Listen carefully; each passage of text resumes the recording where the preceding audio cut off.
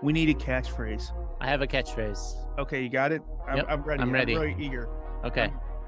I mean, eager. Dumb comic creators, we do it for the money. We're not dumb comic creators, though. Yes, we are. We're going back to dumb comic We're creators? going back to it. Why are we going back to Season 4, baby. Okay, but we don't talk just about comics, though. Well, no, but maybe we should just keep our name. Okay, that's fine. I don't know. Maybe we shouldn't keep our name. Now I'm confused. I don't know if we should keep our name. Dumb creators, I thought was like a good general term that it was just simple. Because comics, I think people are gonna expect comics or either the stand-up comics or the writing variety. Yeah, that's true. Well, yeah. Well, shit. Okay. Well, see, never mind on the season 4. I mean, it could be season 4. You just killed my. Oh, we can do season 4. We can do season 4. Season 4. Dumb creators. But the catchphrase can't stay. Dumb creators. Yeah, I gotta change our name on Spotify and stuff. Okay. So if you're listening to this and it's not changed, maybe tell me on Instagram or something. Yeah. All right, cool. So like our catchphrase, we do it for the money. I said no, I couldn't do it because we're not dumb comic creators though. So right. Don't like our catchphrase. Yeah. Damn. It was so close though. This is by far your closest one. Honestly, So what if it was dumb creators? We do it for the money. But you already suggested one. We can't suggest more than one. That's not how the show works. Arbitrary rules. Hey, arbitrary. I didn't create these rules. Yes, you just created a rule. Pretty sure God created these out of thin air. How dare you? It was God who created these rules. Okay. The 15 commandments. Last 5 were for us. For podcasters. For podcasters. 10 were for humans, and then the last 5 were just for podcasting. Yeah, that's why they don't talk about them that much. Yeah. Okay. Hey, so what's your name again? What? What's your name? You don't know my name? What's your name? How dare you? Okay.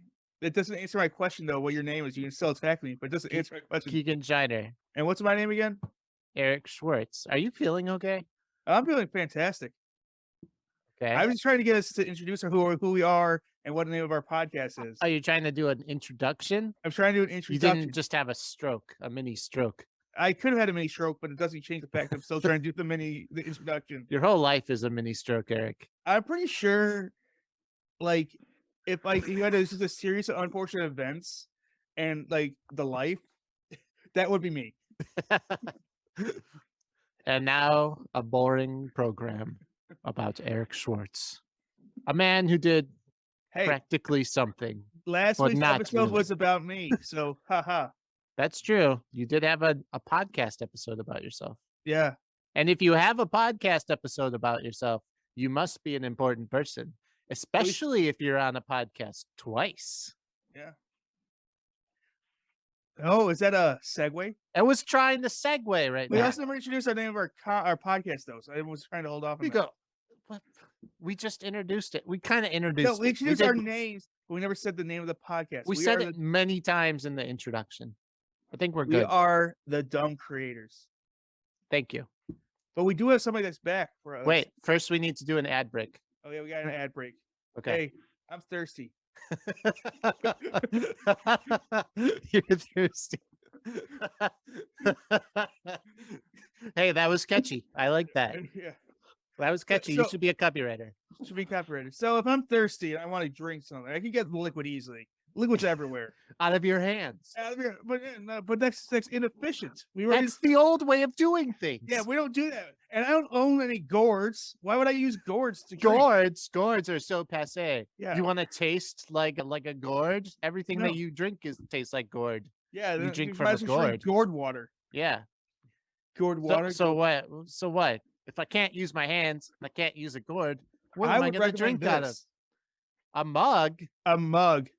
You mean like this mug? Yeah, like that mug. Whoa. What is this mug? What is it? What does it do? Well, it contains liquids for you to drink if you are so thirsty. But why does it have a picture of your face and my face on it? Because you can customize it. Ooh. Not many muggles, but the mugglybunch.com. Or actually either or. The one directs each other to the one directs each other. Manymuggles.com. Wait, pause, ad break. To our guest, who is the person that we're talking about, Many Muggles, Mr. Chris Snowden. Why exactly are we not Many Muggles anymore? Oh man. So first of all, you guys are so funny. You got funnier as well. I love the chemistry.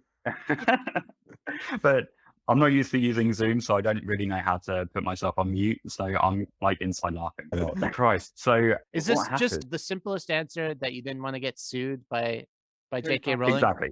Okay. Yeah, exactly. Well, no, not even J.K. Rowling. I don't do simple answers anyway. I talk way too much about absolutely nothing anyway. So I was on the train coming back from a stag do in Edinburgh. One of my best friends was getting married, and we're all kind of pooped out, and I was just scrolling through trying to stop the travel sickness because I was on the train backwards. So it was about 4 hours coming back, and I mean that's everything to us, but for you guys, you're barely out of the state in 4 hours, right?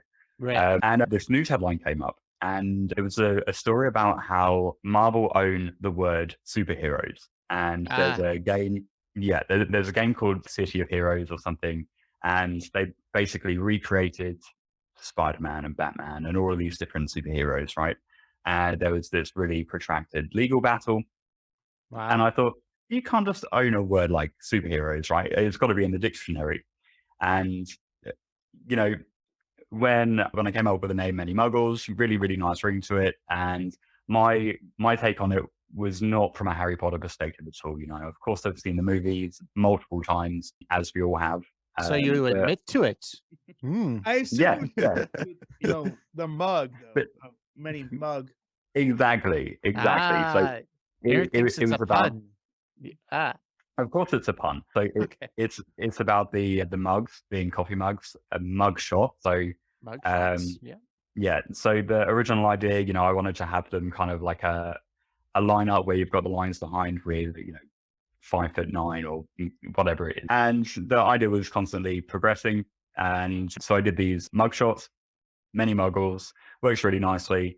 Plus, also the kind of play on the dictionary definition that a muggle is not somebody that doesn't have magic powers, but somebody that's a bit of an idiot, right? Yeah. So most of the characters that you create, they do look a bit goofy, they look a bit stupid, and I love that. I thought it was really endearing. So that was my defense, So really. But Muggle wasn't invented by J.K. Rowling. It's like an English. You guys use that over there across the pond? it's so it's been used in different things before J.K. Okay. Rowling, Okay. but I don't think it was really a dictionary word until Harry Potter. Okay. Okay. Maybe, maybe not. I don't really know the history behind it. Is it kind of? terribly Is it with one of those like Muggle rhymes with Buggle, which is like something that civilians are? So it's like The dictionary Yeah, I mean, definition of the Oxford Dictionary defines muggle as a person who is not conversant with a particular activity or skill. This video game won't appeal to muggles. So that's the point. yeah, So, yeah, exactly. So I guess kind of like a noob or something like that, but it wasn't really the kind of definition. And so I thought if you can get sued for using the word superheroes, then you could definitely get sued for using a word that I later found out that Warner Brothers, even though they're not using it for anything else, it's just a word within the books and the movies, that they bought the rights to using the word muggle or muggles basically in any platform possible. So that could be merch, it could be movies, it could be books, yeah, t-shirts, anything. those So bastards. yeah. exactly. Yeah. I appreciate, Keegan, that you are a bit more NSFW now, because I really had to stop myself from swearing on multiple occasions Well, I before. felt But you didn't really drop that the this F-bomb. instance deserved a nice curse word. Okay. Yeah. Okay, we're after the watershed, huh? Yeah. Yeah. So yeah, I thought of loads of different names, and I was like, it's not as good. It's not as good. It's not as good. Like, I really loved Many Muggles, right? Yeah. And you guys are still using it, and I thought, I'm loyal to you guys, but I don't want to get sued. So let's just change it. And I was kind of sad about it for a while, but the brand hadn't taken off or anything. And I thought, you know what, I've got no followers. People love the webcomic, but apart from that, it's not like a proper brand yet. So if I'm going to change it, I'll change it now, and then I won't have to worry about getting sued when maybe one day I've actually got a bit of money from it. So I changed it and turned it into the Mugly Bunch, which I actually really prefer as a name, because it's got that throwback to it being mugs and mug shots and being a bit of a mug. But I think it's a bit more of a cuter word. Yeah, It it's also kind of cute. It's Yeah. adorable.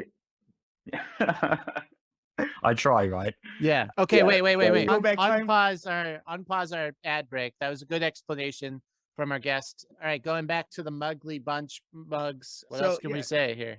If you want to make it look like you, make it look like your enemy, make it look like your sister. Oh, right. Yeah. Not your dog. If your dog looks like a human, that's okay. There's infinite combinations on this website to make a cartoon character that looks like yourself or your friend or your coworker.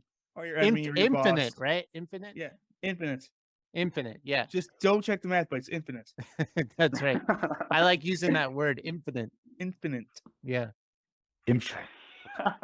Yeah, you Americans really have a good grasp of the English language. So, thank you. infinite. Thanks. Yeah, we invented it ourselves. Well, we studied this library knowing that we went over our vocab words knowing that you were going to be on this week. So we prepared. So go to muglybunch.com, muglybunch.com. It's an adorable name for a website, Muggly Bunch. All right. What a ridiculous ad. Let's introduce our guest. I mean, this is what you get, okay? You gave us one mug. We've been plugging this for weeks now. Yeah. I don't want to plug it anymore. Eric keeps bringing this up. We're getting quite a bit of time on our show every single week. It's almost become a bit for a show, no matter what. That like even like we actually get like $1,000 like promote Manscaped or something. We'll still be like, oh yeah, and also we're brought to you by Muggly Bunch. By Muggly Bunch. Yeah, and even if you wanted us to stop talking about your product, I don't know if we would. Yeah. You know, I don't think we would. You could say, please just don't bring me up anymore. And you'd probably have to send us a cease and desist. Yeah. I think. Yeah. Just an FYI, if you're ever upset with what we say, that's what it's going to take. It's going to take a full cease and desist. That's all good, Keegan. I've got your home address. And I'll lawyer up. Too. Like, I don't care. Or what do you call them there? You call them solicitors. Solicitors, yes. Yep. With the wigs and everything. No, those are barristers. Barristers. Oh, okay. Yeah. Do you know what those are? Have you heard of these before? No, I'm not. Okay. That's what they call lawyers there. And sometimes I'm going to get completely wrong. The reason why barristers wear those wigs, it goes back to something like the 19th century when they would all frequent brothels and get herpes and their hair would fall out, and so they would wear these wigs, and then it just became a thing, right? Oh my God. What a reason to keep a tradition alive. Maybe they still have herpes, right? That's so silly. If I didn't become a barrister, if I didn't want herpes, why would I become a barrister? That's so funny. Oh my God. I'm sure that you've got a bunch of people that get herpes. You're like, right, I guess I better become a barrister then. Yeah, but we don't have people in professional positions that put on like costumes and then discuss the law. That's not like that's why not would I usual want to get herpes so I can't let people know I have herpes? Eric, we should introduce our guest. Coming from muglybunch.com today, we have Chris Snowden. He's recently made a collection of NFT thingies. We're gonna have to ask him what the hell what we're talking about today. I don't understand it. You don't understand it, but we got him on the show. Let's do it. I know NFTs are a thing. They're doing better than Bitcoin right now, so we'll go with that. Okay, so without further ado, sorry it took us so long to get through the intro, Chris. Nice to have you back. Yeah, nice to be back, but I love your intros, so don't worry. All right. Yeah, all good.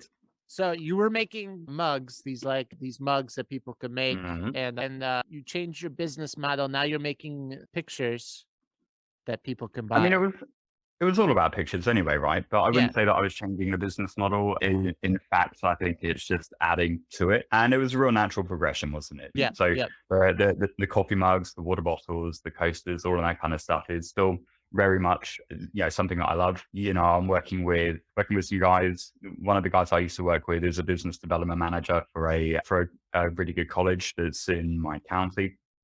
And next year, we're working with a group of media studies students to start creating these sketches, these ads that I've got worked out, and I think they're going to be hilarious. But whether they are or not is, just to be seen, really. But definitely it's something that I want to keep advertising, something I want to keep.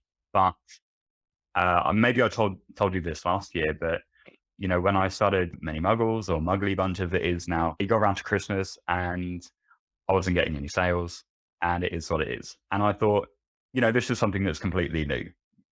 Is really, really, really niche to go onto the internet and to make yourself into a cartoon character, right? So it's going to take a bit of additional understanding. I'm going to have to start teaching people about the brand, really. So, that's when I started the webcomic, and I started using the characters that I was making in the mug maker, the character creator, to furnish my webcomic. But considering that without doing the math, and there is infinite combinations, it's probably, probably more like 2.5 billion possible combinations, probably more, but that's I don't practically infinite, right? Like practically, exactly. You couldn't spend 2 billion minutes. I don't know how long they take to make.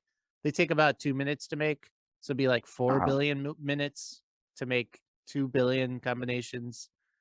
Right? Yeah. Everyone on board with that? Yeah, sure. Okay. Sure. How many years is that, Eric? 4 billion minutes. Give me a second. 4 billion divided by 60 multiplied by 7. 7,610 years. Excellent. We'll all be dead. Yeah. And the world will be somewhere else too. It's not even going to be around the sun at that point, right? No, it'll probably be engulfed by the sun. Yeah. Yeah, well, maybe Elon Musk is going to create a new sun and fuck everything else up. No, he's gonna start. He's gonna start building a sun and then abandon the project midway through. Yeah. Right. Exactly. So yeah, there's billions of possible combinations, right? And it got to around September, October last year. It was right before we started doing the podcast, and I remember talking to you about it last year as well. That it was something that I was going to get into, right? And I found this project called CryptoPunks, which is, it's been massive. These tokens, these little 16 by 16 pixel pictures of something to sell for like millions of dollars, right? Which is just an obscene amount of money for a picture, but people are really into collectibles. We think about trading card games, collectible cards, be that Pokemon cards or Magic the Gathering or, whatever it is. Facial cards, people will collect them and people, cherish them, right? For all sorts of reasons. And I looked at CryptoPunks and I looked at the Muggly Bunch and I was like, mine looks way better. Like, not even being like blowing smoke up my ass or anything. Like, I just think it looks so much better, so many more combinations. And, my whole intention from the beginning was to create something that people can make themselves. Somebody that was recognizable, somebody that was expressive, that was, inclusive. In the mug maker, when you've got like a hold on. I'm sorry, Chris, to interrupt you. Eric, you look like you have a glazed over look. Are you following? I'm following along. Yes, I'm just listening. This is Eric like paying attention, like trying. This is your paying attention look. Yeah. Staring off into the distance like you I'm writing it on so I've got my mind pulse in my head right now and I'm writing this on the chalkboard to make sure that I understand it and I'm going through it. Okay. All right. Yeah, no. So millions of dollars managed to get the pictures where you got the inspiration to do NFTs. I'm following along. All right, cool. Yeah. And they're better than those. Yep. We're on board. I think so. But those guys are the OGs. So there's a lot of respect for CryptoPunks and for Bored Ape Yacht Club, and for all of the other people and projects that are invested in that kind of stuff. I'm not to say that what I've done is the best, but it was a nice way to add to the business model, as you were saying before. So just do something else. Just say you're the best. I mean, you got to try and sell this, Chris. You got to sell it. Say you're the best. Just really pitch it. What else do I have you guys to do those ad breaks for? That's true. Yes, that's true. You can sell it for me. It's all good. But looking at my numbers so far, I'm not selling it myself. So okay, it's all good. We're all dumb creators, right? Yeah, that's true. That's something that was really important to me. Like, for me, it's never been about the money, although that would be lovely. But I created the project just to keep my mind ticking over, to support my mental health during the pandemic. We were all stuck inside, not able to move anywhere.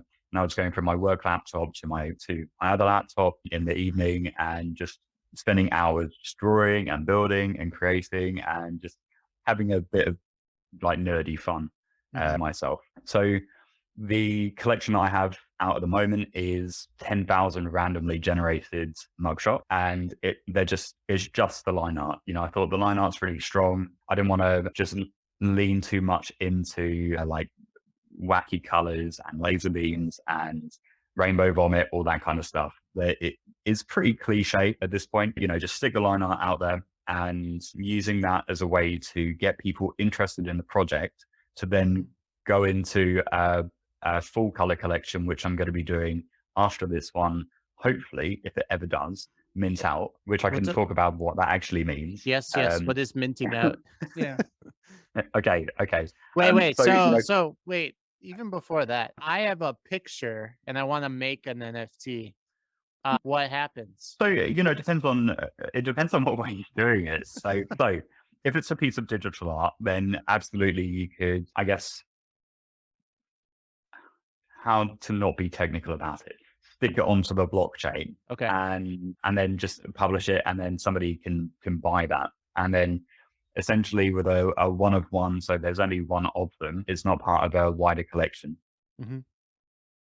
Then you would be able to let people bid on it, and then somebody will buy it, in the same way as if you're investing in a piece of art in Sotheby's or Christie's or whatever it is. All of those, auction houses, the traditional gatekeepers that we see, the galleries that artists really need to be part of, but don't necessarily have access to.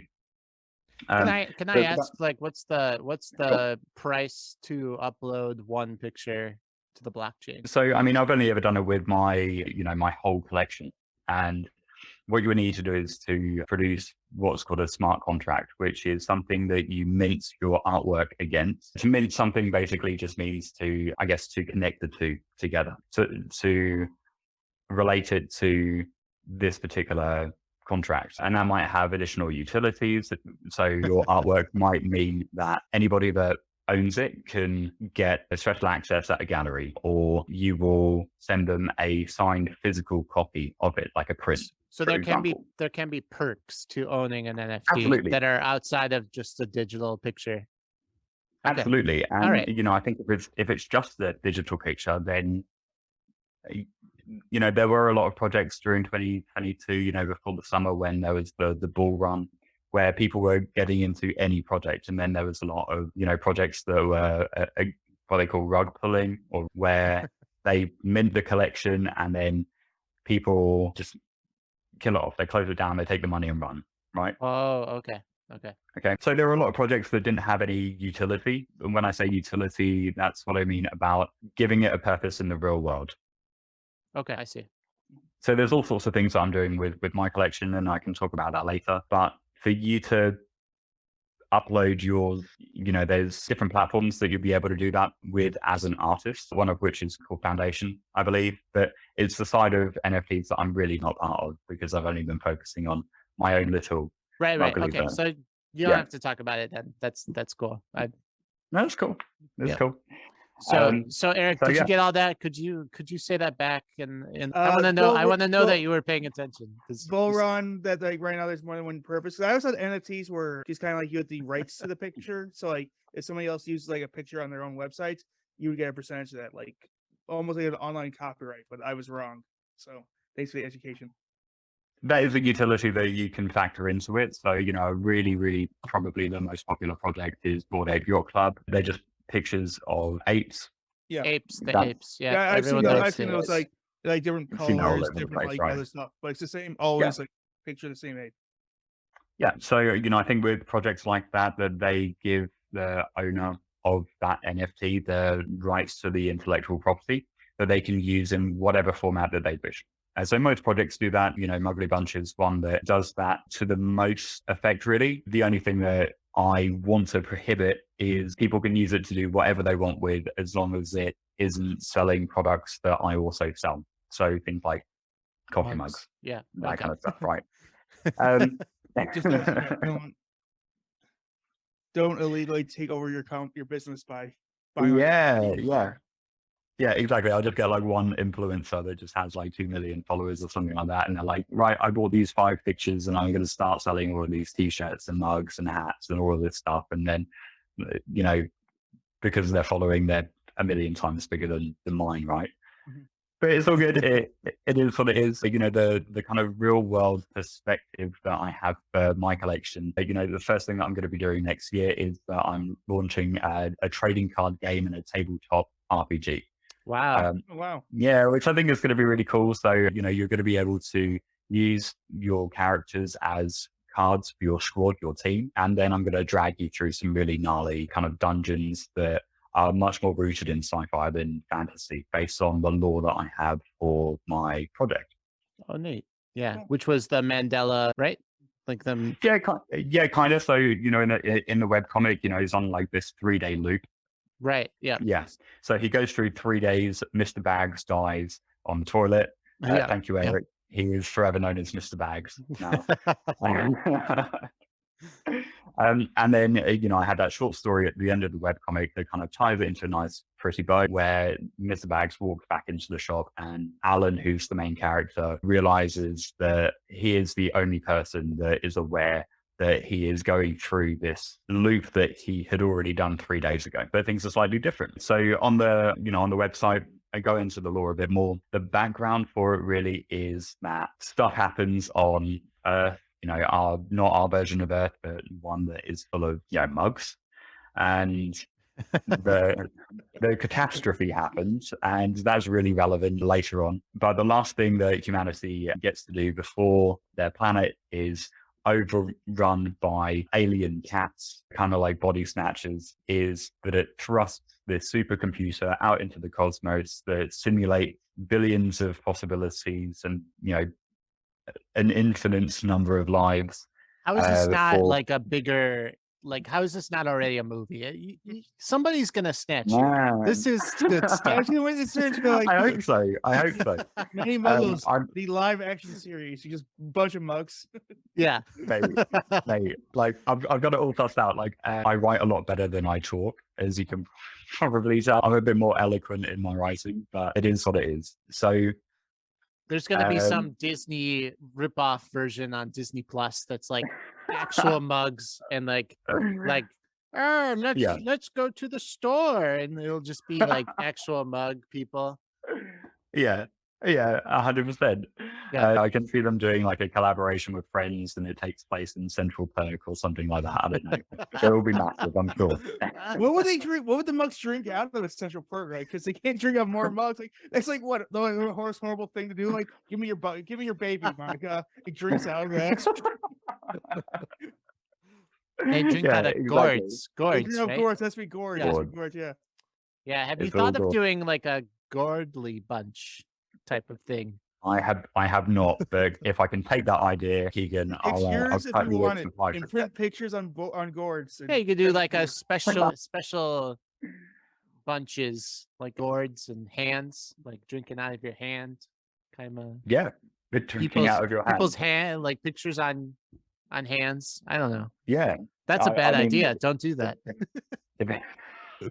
Don't do that at all. If anybody wants to get it tattooed, then, you know, by all means, I'll allow it. But I would recommend getting a Muggly Bunch tattoo on your hands like that. But, you know, whatever you like. So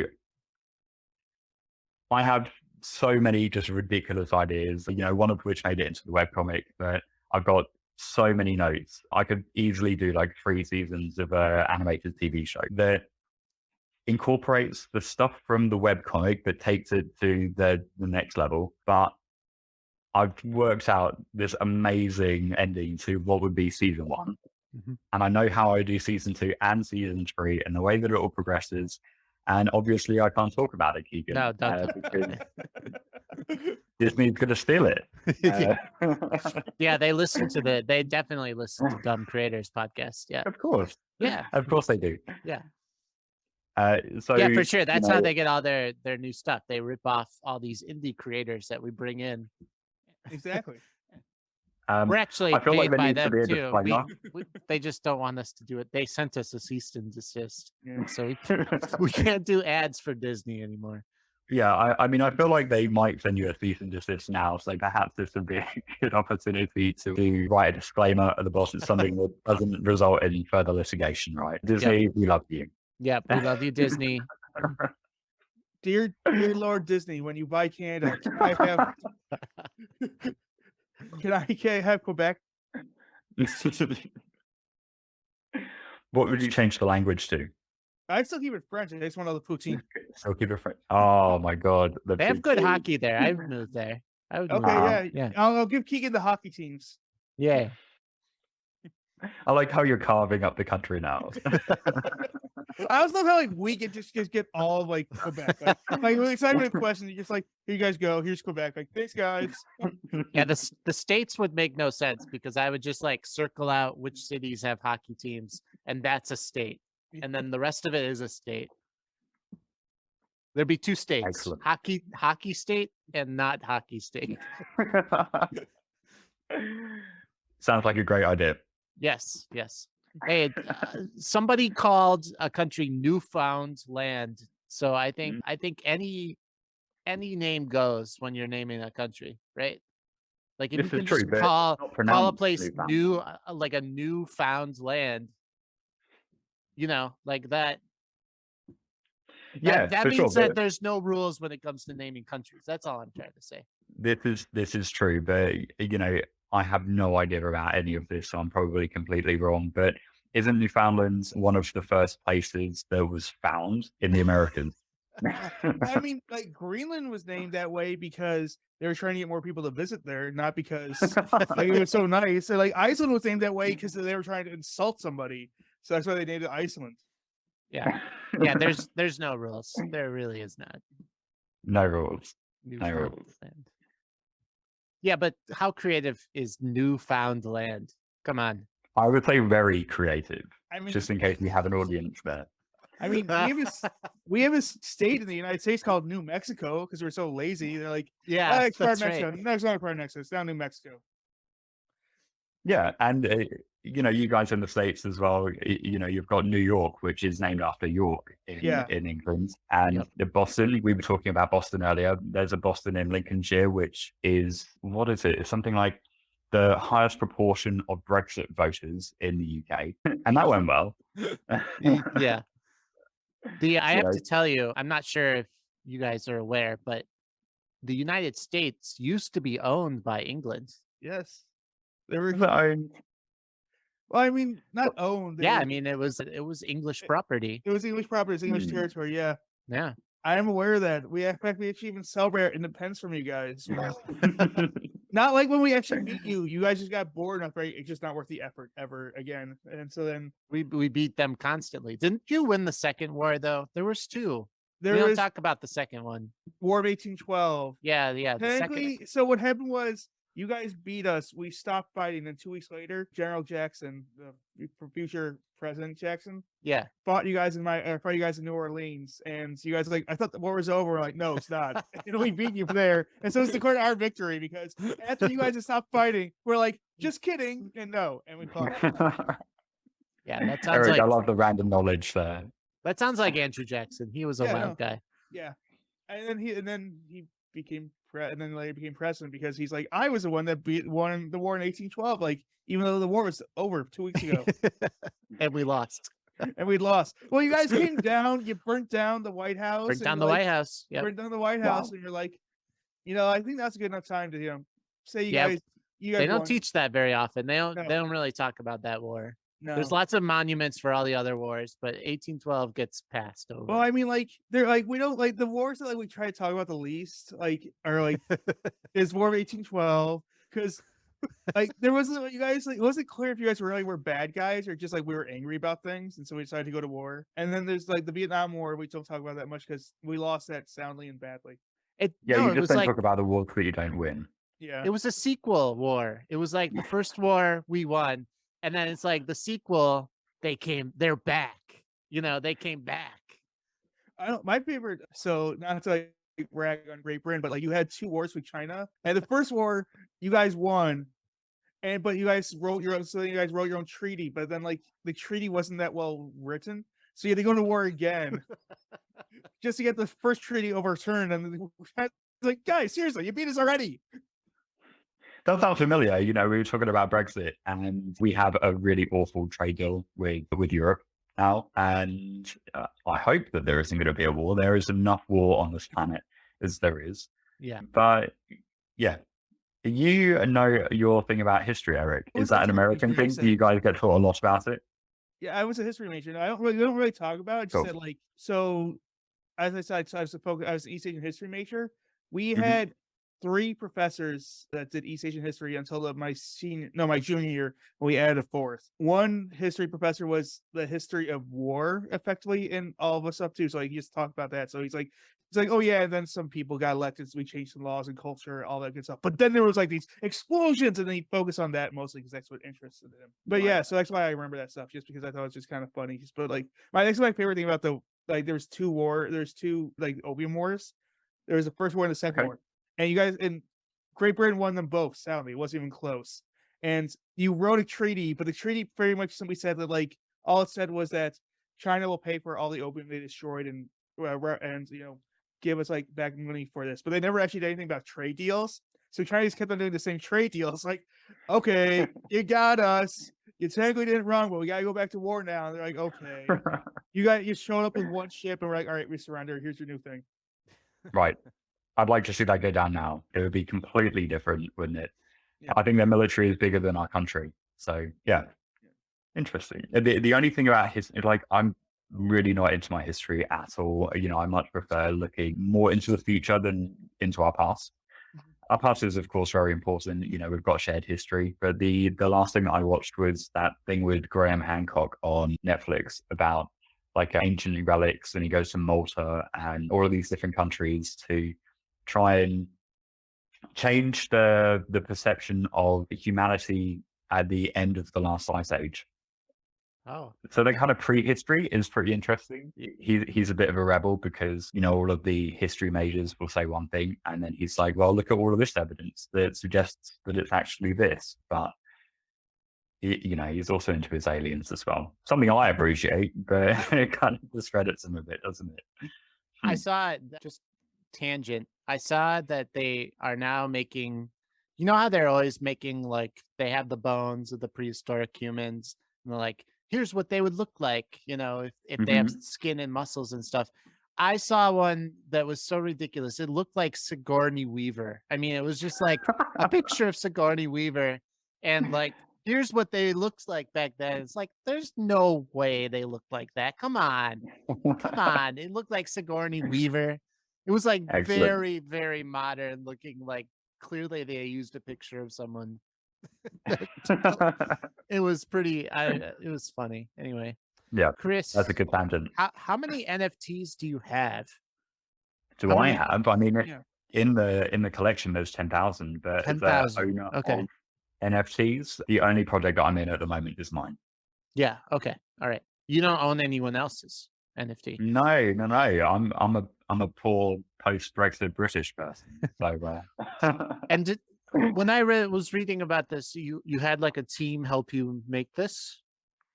So I made everything myself, but at the start of the year, when I started posting on Twitter, I was posting a lot of random mugshots that I made. And this guy, Sankey, who is a very cool dude, he's an artist over in Pakistan. He's got his own form of like hieroglyphics. He does this calligraphy stuff, and he's been shown in the Louvre in Abu Dhabi, which is really cool. He's been much more invested in the entire kind of Web3 NFT space and knows so much more about it than I do. But he saw this picture, and real recognize real, right?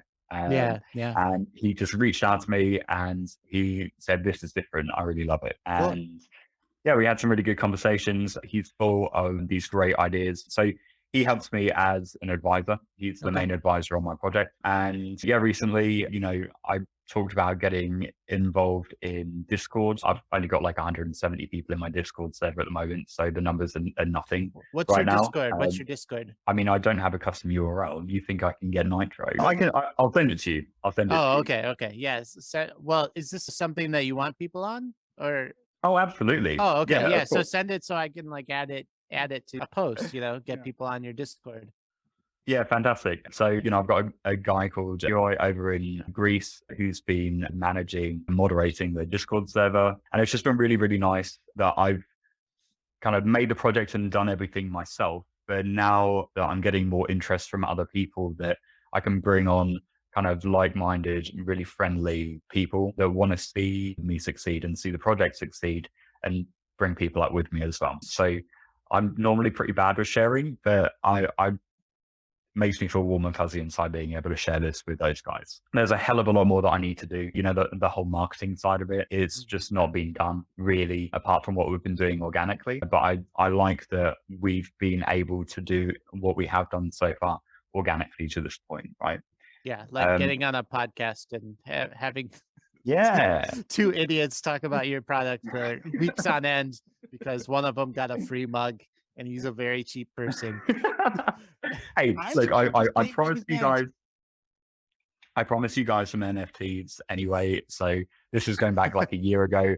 Keegan, we talked about it briefly, didn't we? And you're like, oh, I've got this wallet. I have the wallet, then, but I have no idea. You asked for something. You asked for a token. Is that just your wallet address? I have a okay. I have an address. A wallet I say address. this Okay. now on this, so when I regret it later, I will donate my NFT to Keegan so he can have two. And so when this blow up in value, I know we're called dumb creators, but we're not usually dumb. But I feel really dumb when I talk about NFTs. I know absolutely nothing. It sounds like this like direct idea that I just cannot. I mean, like there's so many steps to it, and they named everything weird. Like, what is a mint is not meant to be a, minting. That's not, I guess it's a coin thing, Anyway, it's all good, but I'm just saying, like, I'm sorry for sounding so dumb. I'm not that dumb, but I'm so dumb when it comes to NFTs. No, not at all. I can't even send you an address, which I can probably get like in 2 seconds, right? Like I probably have that. Yeah. Because I have a wallet. You have to get a crypto wallet to buy an NFT, right? Okay. Yeah. And then after I get this crypto wallet, I can relist your picture that I'm selling it then. It will automatically go onto a marketplace anyway. So if you look at Muggly Bunch, that's on the Ethereum blockchain, which the marketplace for that, or the main one, is OpenSea.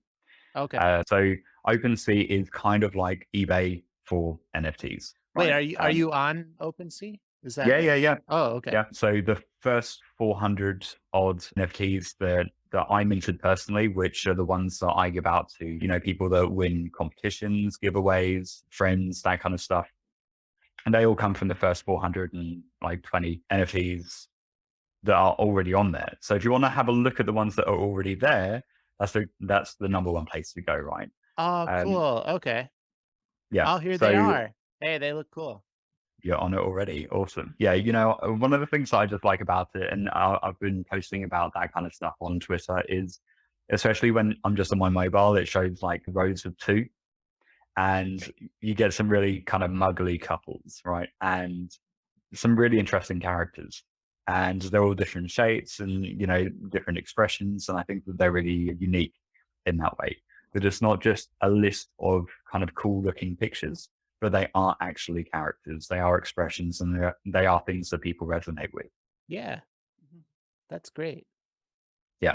So that's the first one. And, I was saying earlier that the Gen 2, so the next generation, is going to be 100,000 full color pictures. If you go onto mugglybunch.com, it takes you to the kind of roadmap, but there's a... Whoa. I'm sorry. Did you just say 100,000?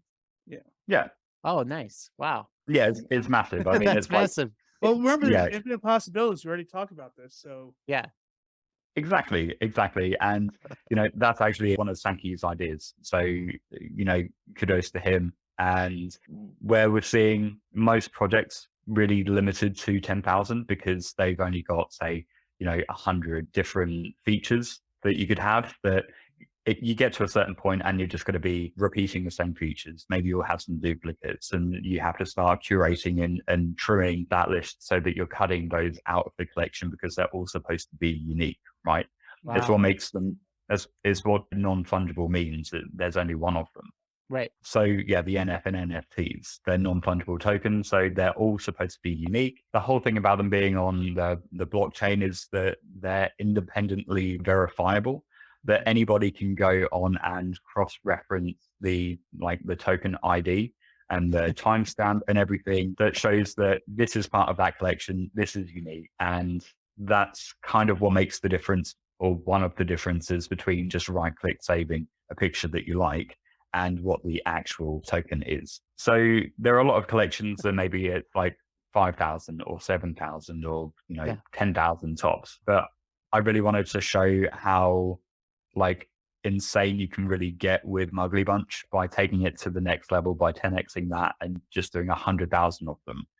And I'm so confident that even though I'm not even going to look at any of the pictures before I generate that 100,000, that if somebody can find a duplicate, that I'll pay them like 1 Ethereum, which is more money than I actually have right now. But by that time, hopefully it's going to be a bit of not chump change, I don't know.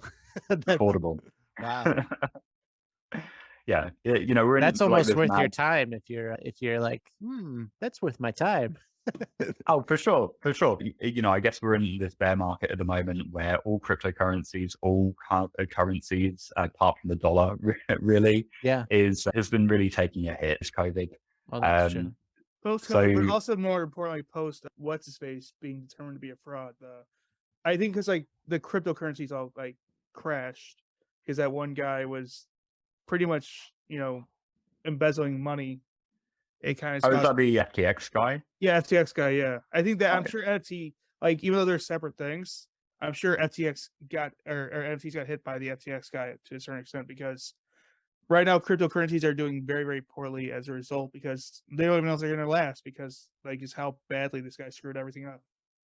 Yeah, true. Again, not really being part of that, I know a limited amount. What I do know about FTX guy is that he was in some polyamorous relationship with 10 people out in the Bahamas. So what a way to spend your money, right? Yeah. But I think he was embezzling $2-3 billion worth of crypto or something. So what was he was according to what the news he was doing was he would get money invested into FTX and then he just right away move that money to his offshore thing and replace it with his own cryptocurrency that literally had no value, but because everyone assumed because it's still got numbers there, they never actually looked deeper that he wasn't saying dollars, he was saying his own cryptocurrency. And then when it finally came out, they're this cryptocurrency is not worth anything. Right. It's and they realized that he'd been trying to he was moving to try to do a different type of investment or a different type of something. They just completely failed, and so because of that, pretty much people are losing money as a result. Right.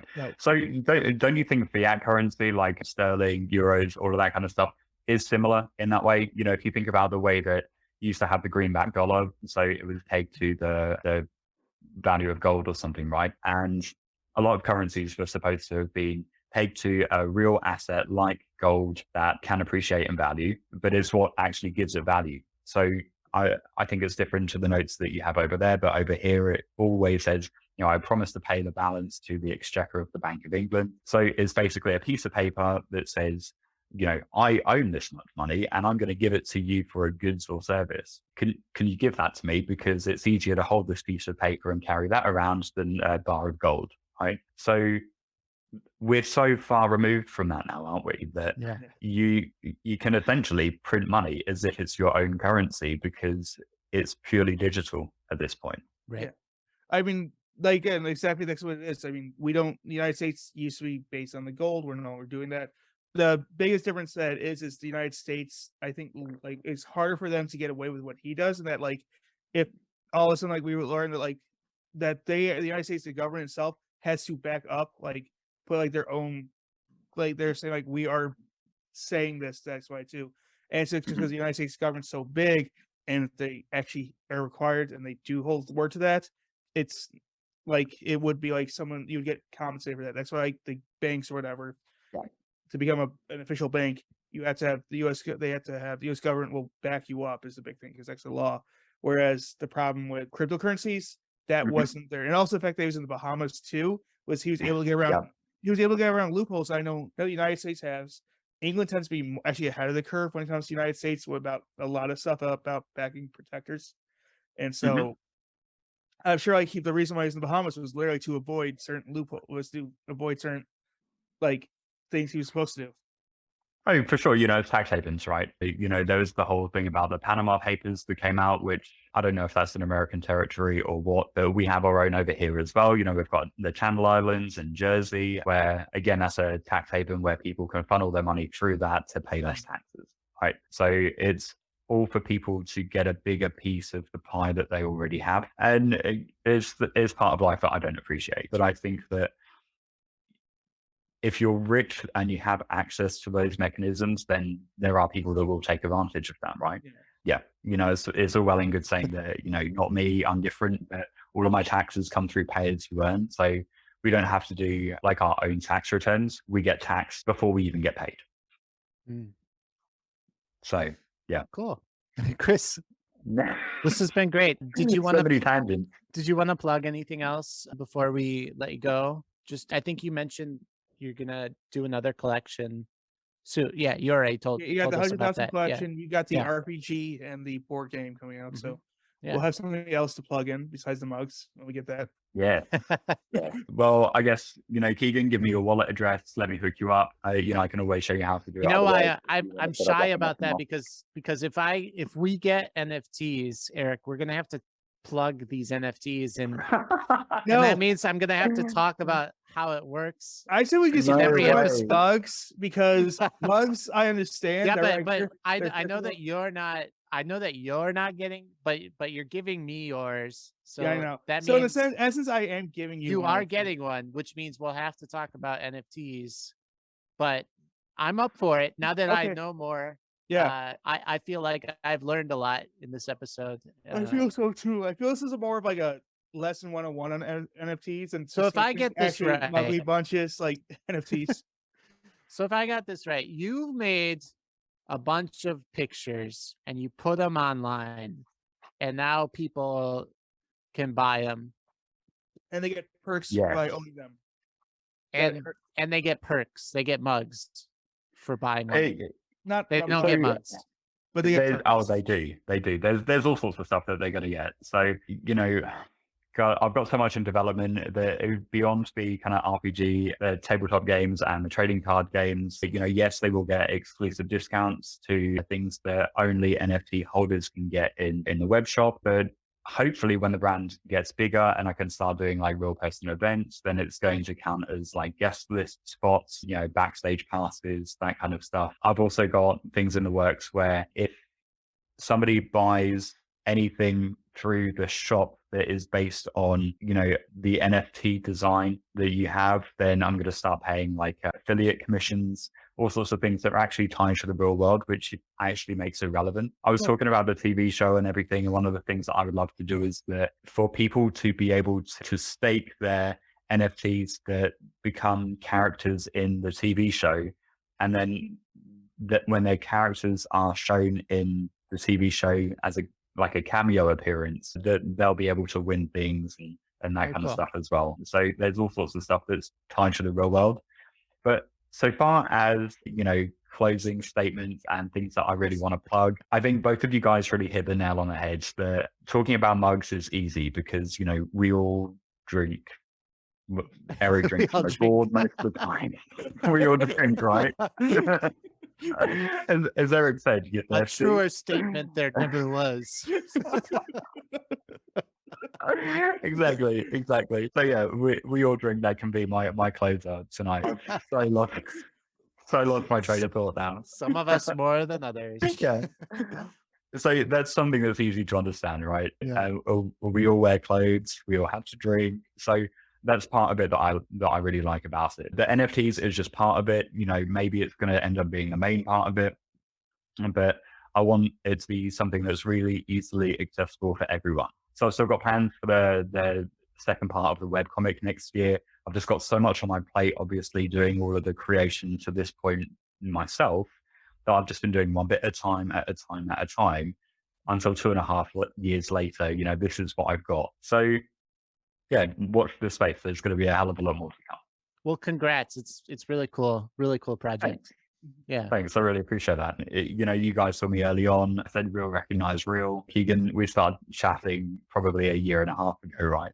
Yeah. So yeah, it's really cool to be back, and thank you very much for having me. Yeah. Thanks for coming on. It's always fun Thank to you so talk much. to you. It's too. always a pleasure talking to you. Yeah, come back when you got your next thing. Yeah, When for the next sure. 100,000 drops. And we'd love to everything. hear how it gets made too, because you're figuring all this stuff out, and it's fun to pick your brain about it too. Yeah, cool. awesome.